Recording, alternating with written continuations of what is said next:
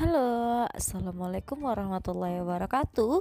Kembali lagi di channel Nulis Mawarni, tempatnya resep kue dan masakan simple. Video kali ini aku mau bagiin salah satu resep jajanan tradisional yang paling banyak diminati dan tentunya juga salah satu makanan favorit aku. Nah, teman-teman di rumah penasaran bagaimana cara bikinnya dan apa saja bahan yang digunakan? Yuk tonton videonya sampai selesai. Langsung kita simak aja cara pembuatannya. Nah, pertama-tama saya sudah siapkan panci, lalu saya tambahkan 400 gram gula pasir, 1600 ml santan. Di sini saya memakai santan kekentalan sedang.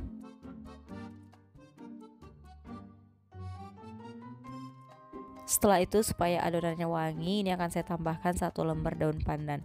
Nah, jika sudah ini siap untuk dimasak, ini kita masak menggunakan api sedang cenderung kecil. Terus kita aduk-aduk terus panjang dimasak supaya nanti santannya tidak pecah. Nah, setelah seluruh gulanya larut dan santannya mendidih, ini sudah matang. Kita matikan kompornya lalu kita diamkan hingga dingin suhu ruang. Oke, tahap selanjutnya saya akan bikin adonannya. Di sini saya sudah siapkan wadah besar yang bersih, lalu saya tambahkan 500 gram tepung tapioka, 100 gram tepung beras, 50 gram tepung terigu, 1 sendok teh garam, dan setengah sendok teh vanili. Setelah itu ini kita tambahkan santan yang sudah kita masak tadi. Ini saya menambahkan santannya secara bertahap ya. Kita tambahkan sedikit dulu lalu kita aduk sebentar. Kalau tepungnya udah mulai menyatu, kita tambahkan lagi sisa santannya. Kita tambahkan sedikit-sedikit lalu kita aduk hingga semua bahan tercampur rata. Nah, kalau dia udah teraduk halus seperti ini, langsung kita tambahkan aja semua sisa santannya. Langsung aja kita tuang semua lalu kita aduk kembali hingga semua bahan benar-benar tercampur rata.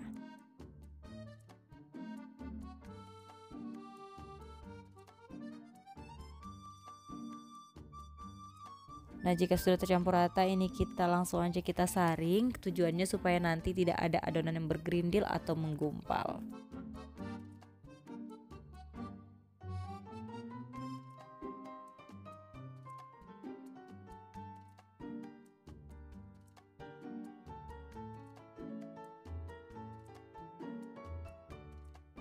Nah, setelah disaring selanjutnya ini akan saya bagi menjadi 3 bagian. Nah, untuk adonan pertama ini sebanyak 300 ml akan saya tambahkan 1/4 sendok teh pemutih makanan.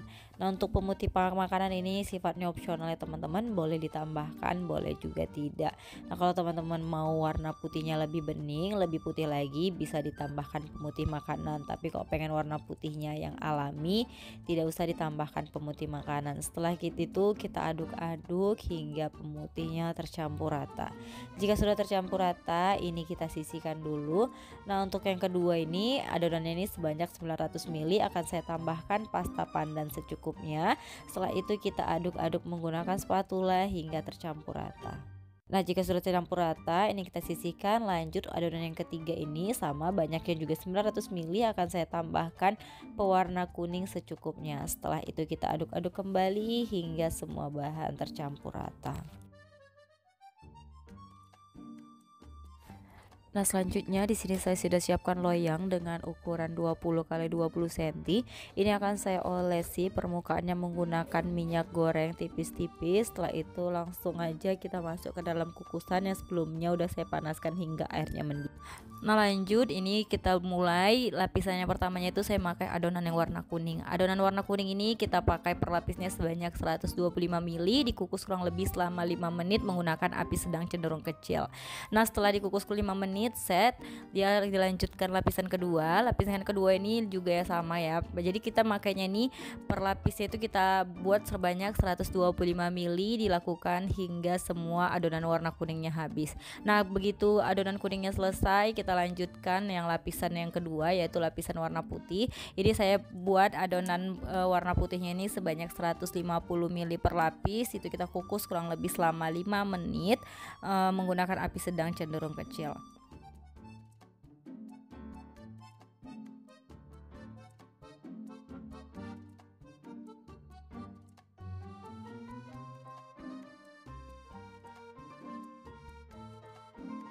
Oke, kalau lapisan putihnya udah selesai, lanjut ke lapisan ketiga. Lapisan ketiga kita memakai adonan warna hijau. Nah, kalau adonan warna hijau ini kita menggunakan per lapisannya itu sebanyak 125 ml. Dikukus juga sama, kurang lebih selama 5 menit, masih menggunakan api sedang cenderung kecil.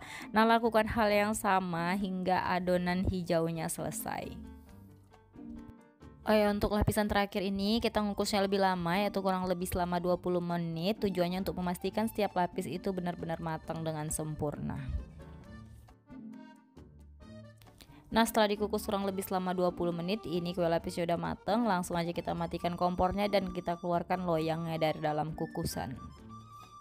Setelah itu kita diamkan dulu beberapa saat hingga dingin suhu ruang. Nah, setelah dingin suhu ruang, langsung aja kita sisir bagian pinggirnya. Boleh menggunakan spatula atau boleh disisir seperti ini. Ini langsung aja kita sisir untuk memudahkan kita mengeluarkan kue lapisnya dari dalam loyang. Setelah itu akan saya balik dan saya angkat loyangnya. Dan ini dia bagian bawahnya, cantik banget ya teman-teman, permukaannya mulus banget nih.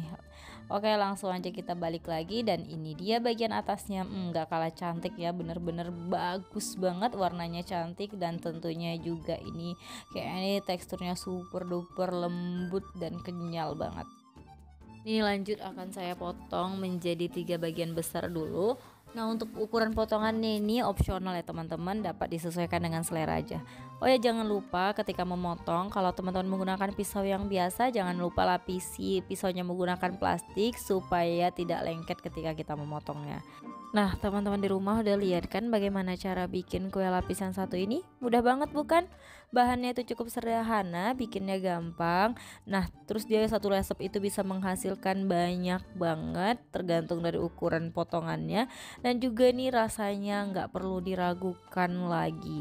Nah, ini setelah dipotong-potong akan coba saya review dulu. Ini permukaannya dari dekat mulus banget kan, teksturnya juga lembut, kenyal dan manisnya tuh pas. Penampilannya juga cantik banget, pasti bakal menggugah selera banget. Oke, sekian dulu video kali ini. Terima kasih sudah menonton videonya sampai selesai. Semoga video ini bermanfaat dan sampai jumpa di video selanjutnya. Bye bye.